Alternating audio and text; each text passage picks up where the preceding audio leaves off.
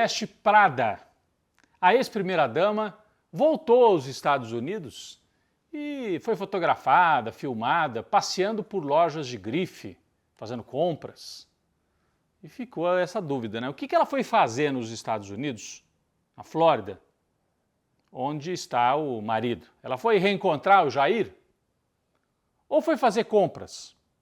Ou foi pegar de volta as tais das joias árabes, que são motivo de grande polêmica nas últimas semanas.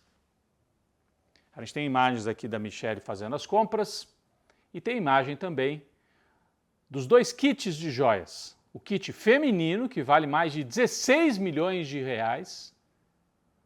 Eles tentaram passar pela alfândega, o kit foi pego pela alfândega quando chegou no Brasil. E o kit masculino, que tem um relógio muito valioso, abotoaduras e tal, esse passou e está com o Bolsonaro. Então, será que a Michelle foi lá para pegar de volta, para poder devolver? O mais importante da gente observar é que se ela foi aos Estados Unidos, significa que a tática que estava prevista pelo partido PL de lançar a Michelle como nova liderança política, essa tática foi colocada em banho-maria por enquanto. A imagem dela não está boa. Não é momento de fazer lançamento da Michelle como uma liderança. Ela tem que primeiro explicar essa história das joias e outros casos de corrupção envolvendo a família Bolsonaro. É verdade que o caso das joias circulou muito entre os opositores antigos de Bolsonaro, entre a turma que apoia o Lula, entre a turma que acompanha o noticiário. Entre os bolsonaristas raiz, isso não pega muito, porque para eles tanto faz. Esse caso nem circula entre eles, eles acham que não tem problema nenhum. Não é? Mas, do ponto de vista político, criou dificuldades. Tanto é que a Michelle, que ia ser lançada num evento grande, como liderança, até com uma perspectiva de ser candidata a presidenta daqui a 4 anos, isso foi tirado de pauta. O Tribunal de Contas da União deu um prazo até este fim de semana para que Jair Bolsonaro devolva o kit de joias masculino. Esse vale 500 mil reais e ficou com ele. É patrimônio público, foi um presente, entre aspas, dos árabes para o Brasil.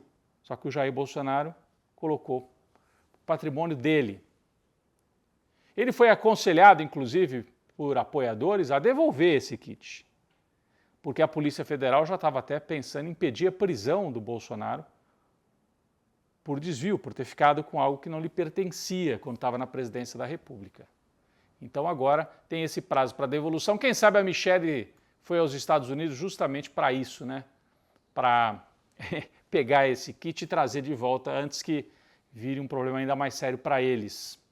Enquanto a família Bolsonaro não consegue encontrar um caminho para se organizar, para fazer oposição, outros personagens na extrema-direita vão ocupando os espaços. Em Minas Gerais, o governador Romeu Zema, que foi apoiador de Bolsonaro, tem todo um discurso de que é empresário, não é político e tal, é de direita, esse é um. O outro é o governador recém-eleito de São Paulo, o Tarcísio, que foi eleito com apoio do Bolsonaro, nem era conhecido em São Paulo, só ganhou porque colou a imagem dele no Bolsonaro. Aí muita gente disse, não, agora que ele ganhou ele vai se descolar do Bolsonaro e tentar mostrar que ele é mais moderado. Só que esta semana, a imagem mais insólita da semana é esta, que nós vamos ver agora, protagonizada pelo governador Tarcísio num leilão de privatização do trecho do Rodoanel, que é aquele sistema viário em torno de São Paulo. Olha só a imagem.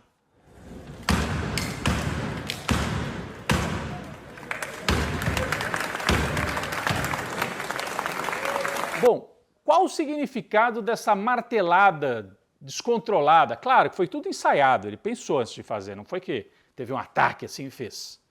Primeiro, mostrar que é machão, né? Pego, arrebento, e não tinha nada a ver, né? O uso da força de maneira desproposital.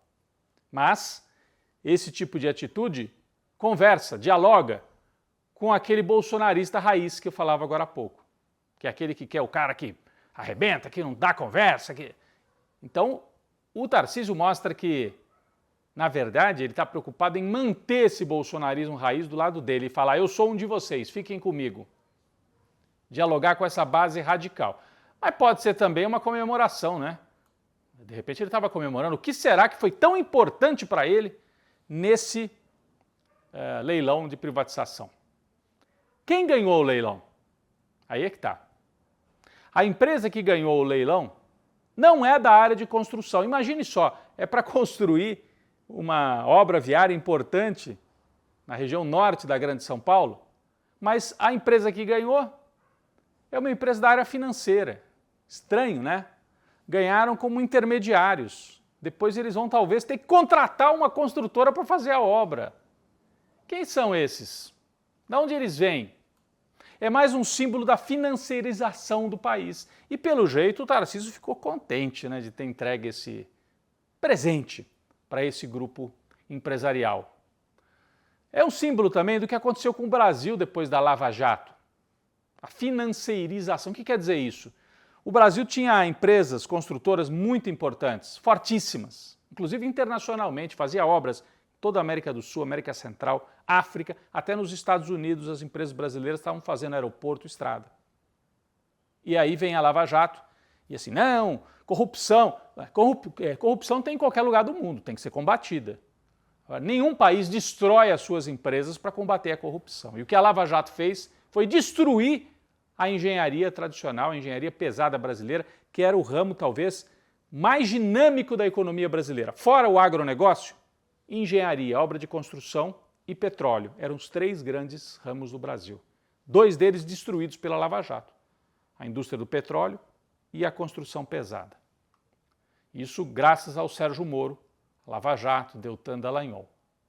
Moro, que esta semana também passou por dois momentos difíceis, né? Primeiro, ele levou uma descompostura, ele é senador agora e acha que é sabido, né? E falou besteira e levou uma descompostura dentro do plenário do Senado Federal. Vamos acompanhar um trecho.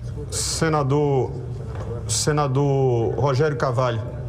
Eu queria, presidente, concordar que a gente precisa coibir a corrupção. Inclusive a corrupção praticada por magistrados, quando no exercício da sua função. Notadamente, nós sabemos do caso que foi a anulação de todas as condenações do presidente Lula. E me parece que houve um caso de corrupção ao julgar o presidente Lula e, portanto, isso também precisa ser avaliado, precisa ser escaneado, porque esse tipo de prática do judiciário nunca mais esse país pode viver, porque isso levou a essa aventura autoritária, essa tentativa de golpe que nós vimos no dia 8 de janeiro, decorrente da intervenção criminosa, da atuação criminosa de um juiz na perseguição a líderes políticos e à política. Mas a principal derrota do Moro desta semana foi outra.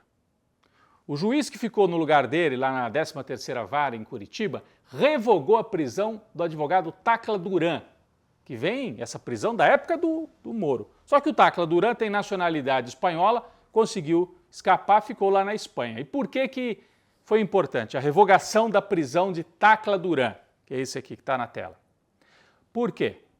Ele é um advogado que foi preso, o juiz novo entendeu que o Moro prendeu de maneira abusiva, e esse advogado tem muito a contar sobre o Moro, sobre os bastidores da Lava Jato. Ele disse que ele foi procurado pela turma do Deltan, do Moro, e disseram assim, se você pagar, a gente livra sua cara e você não vai preso.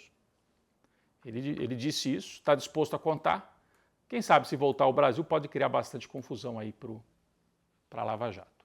Bom, do lado do governo federal, ficou pronto o chamado arcabouço fiscal, que é a regra para organizar as contas do país, que vem no lugar do tal do teto de gastos, que foi instaurado na época do Temer e do Bolsonaro, e não deu certo.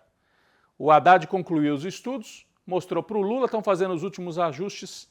Então, esse arcabouço é fundamental para que o país os empresários tenham confiança para voltar a investir. Tem que passar pelo Congresso. Bom, nesta semana Lula teve um momento de professor, né, com o Ministério, que põe ordem na classe. Olha o que ele disse numa reunião com os ministros. É importante que nenhum ministro e nenhuma ministra anuncie publicamente qualquer política pública sem ter sido acordado com a Casa Civil, que é quem consegue fazer com que a proposta seja do governo. Nós não queremos proposta de ministros. Todas as propostas de ministros deverão ser transformadas em proposta de governo e só será transformada em proposta de governo quando todo mundo souber o que vai ser decidido. Bom, a explicação, o Lula não quer que os ministros saiam anunciando ideias geniais, como ele disse, sem articular antes. E esse recado foi principalmente para o Márcio França, ministro que trouxe a ideia de um pacote para financiar a passagem aérea, vender passagem aérea mais barata, só que esqueceu de combinar com o chefe, com o Lula.